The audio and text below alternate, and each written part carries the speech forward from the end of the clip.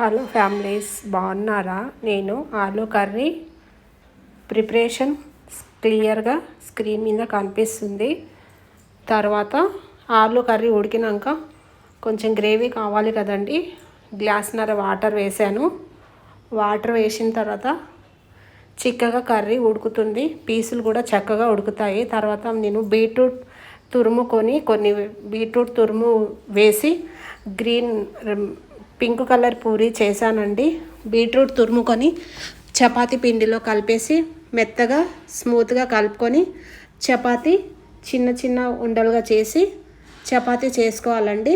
తర్వాత ఆయిల్కి స్టవ్ మీద వేడెక్కిన తర్వాత ఆయిల్లో మనం బీట్రూట్ వేసి చేసుకున్న చపాతీలు ఒక 4-5 చేశాను. తర్వాత అది ఒకదాని తర్వాత ఒకటి నీట్గా ఆయిల్లో డీప్ ఫ్రై 2 సైడ్లు చేసుకోవాలండి. మీరు కూడా ఇలా చేసి డిఫరెంట్గా పిల్లలకి పెట్టండి. బాయ్.